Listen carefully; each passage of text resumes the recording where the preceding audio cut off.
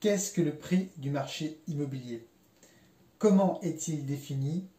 Quelle est son évolution? Bonjour à tous, Olivier Pajot, facilitateur immobilier, j'espère que vous allez bien.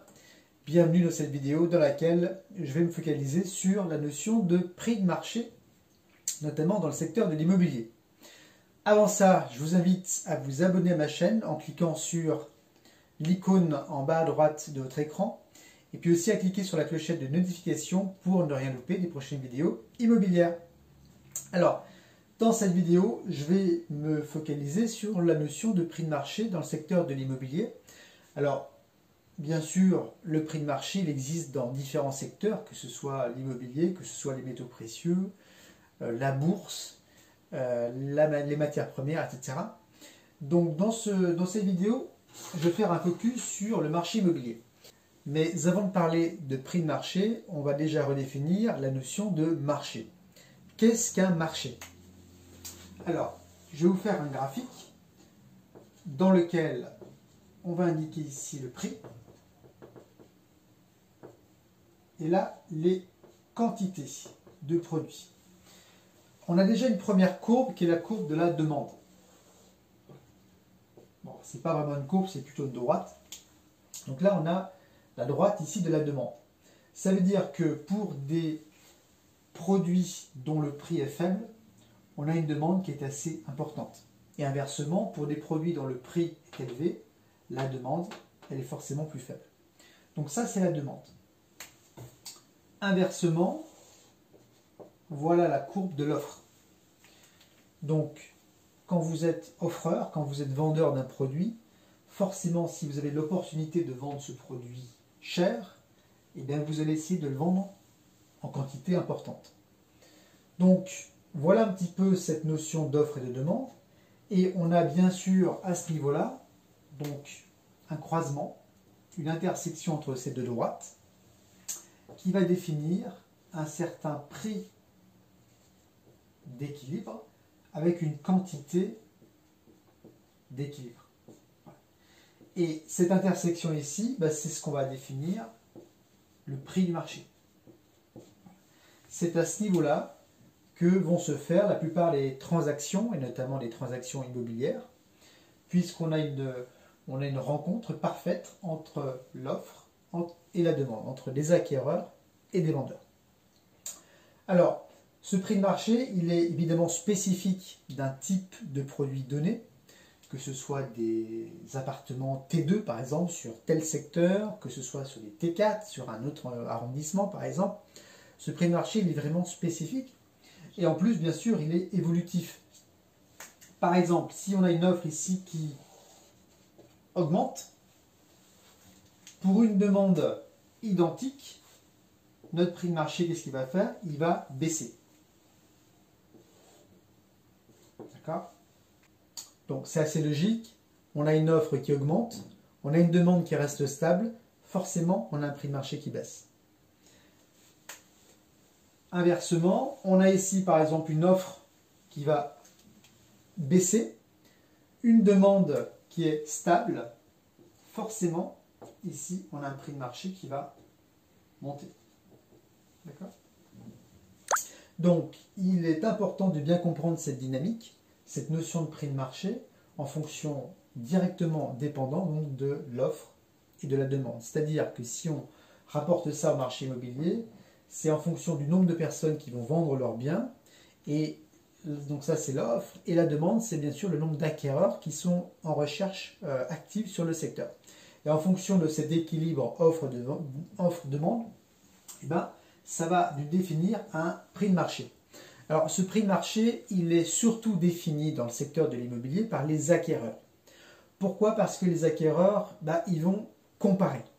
Ils vont visiter plusieurs biens, ils vont comparer et ils vont se positionner sur le bien qui, pour eux, présente le meilleur rapport qualité-prix. Donc, ce ne sont pas les vendeurs, ce ne sont pas les professionnels de l'immobilier qui définissent le prix du marché immobilier, ce sont surtout les acquéreurs qui vont comparer. Le deuxième point que je voulais voir dans cette vidéo, c'est le positionnement du bien immobilier par rapport au prix de marché. Alors, je vais reprendre le même graphe en ordonnée, je vais mettre le prix. Et cette fois-ci, en abscisse ici, je vais mettre le temps. Voilà. Donc, on est sur un marché, par exemple, dont le prix de marché est celui-ci. Voilà, on a un prix de marché qui augmente régulièrement depuis, pourquoi pas, quelques semaines, quelques mois, quelques années. Pourquoi pas le marché lyonnais, hein, c'est assez typique de cette situation. Donc, on a un prix de marché qui augmente.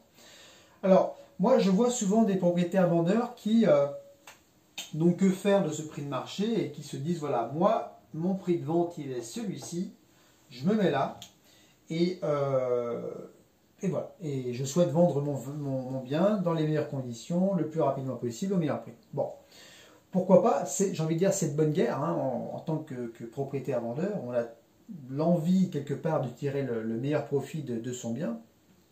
Mais ce qui va se passer, c'est que tant que ce prix de vente ne va pas rencontrer le prix de marché, la vente ne va pas se faire. Voilà. La vente, elle va se faire ici. Elle va se faire lorsqu'on aura une rencontre entre le prix de vente et le prix du marché. La conséquence de ça, c'est que le propriétaire vendeur risque de perdre pas mal de temps. Il va perdre des jours, des semaines, des mois, voire des années, jusqu'à ce qu'on ait cette rencontre prix de vente, prix de marché. Alors bien sûr, tout dépend de la dynamique. Hein. On a des marchés où le prix augmente régulièrement, comme le secteur lyonnais par exemple. Mais on a quand même un risque qui est pris, et puis surtout on a une perte de temps, donc quelque part une perte d'argent, parce qu'on ne s'est pas positionné au bon prix dès le départ. Ce scénario n'est pas idéal, mais il peut être pire. Donc je vais reprendre mon graphique. Imaginez par exemple que ce prix de marché, il se stabilise au bout d'un certain temps, et même il se met à chuter. Voilà. Donc, si dans ce cas de figure, vous vous êtes positionné, enfin le propriétaire vendeur s'est positionné à ce niveau-là, eh bien, on n'aura jamais de rencontre entre le prix de vente et le prix du marché. Et dans ce cas-là, très clairement, la vente ne va pas se faire. Il y a très peu de chances que la vente se fasse. Alors, il n'est pas impossible que on peut avoir par exemple ici un acheteur qui, en fonction de la typologie du bien, décide quand même d'acheter un bien qui soit plus cher. Ça c'est valable par exemple pour les biens coup de cœur. Voilà. Des biens qui sont susceptibles de déclencher chez l'acheteur des décisions d'achat émotionnelles qui, quelque part, font qu'il va surpayer le bien un petit peu ou il va vraiment vouloir le payer un peu plus cher pour l'acquérir. Mais ça c'est très rare. Ça arrive très rarement. Donc, dans ce cas de figure où le prix de vente est très supérieur au prix de marché, si en plus de ça, on a ici un prix de marché qui descend, la vente ne va pas se faire. Donc, ce qui va se passer, c'est que le propriétaire vendeur, à un moment donné, il va baisser son prix, puis il va baisser son prix, puis il va baisser son prix, et au final, il n'est pas certain de vendre aussi cher que s'il l'avait positionné au bon prix dès le départ. Parce que, admettons qu'au départ, admettons qu'il se soit positionné ici, d'accord, il aurait pu potentiellement trouver un acquéreur qui aurait accepté, en quelque sorte, de payer un petit peu plus cher. Voilà. Ou alors il aurait attendu un petit peu, pour que voilà, la vente se fasse à ce niveau-là. Il est extrêmement important de positionner le prix de vente du bien au niveau du prix de marché dès le début de la commercialisation. Ça, c'est capital. Alors bien sûr, ce prix de marché, en fait, quand on parle de prix de marché, on parle d'une fourchette. Hein, généralement, moi, quand je rencontre des propriétaires vendeurs, quand je fais une estimation d'un bien, je donne une fourchette basse, une fourchette haute dans le prix de marché. Positionnez-vous sur la fourchette haute du prix de marché, mais il faut absolument rester dans cette fourchette de prix. Pour connaître ce prix de marché,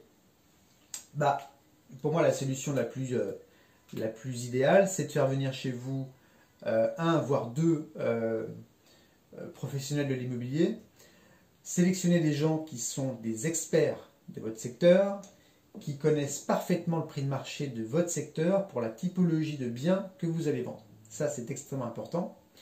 Avec donc ces professionnels, vous aurez une connaissance de prix de marché et ensuite vous pourrez positionner ce bien sur ce prix de marché dans l'objectif de vendre le plus rapidement possible et au meilleur prix.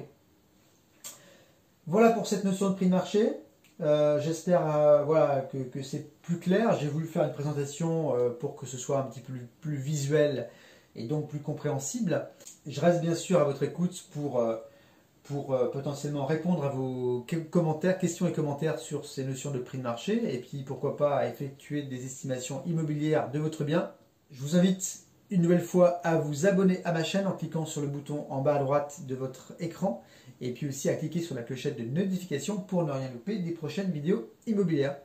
Merci infiniment pour votre écoute et puis je vous dis à très vite dans une prochaine vidéo. Bye bye.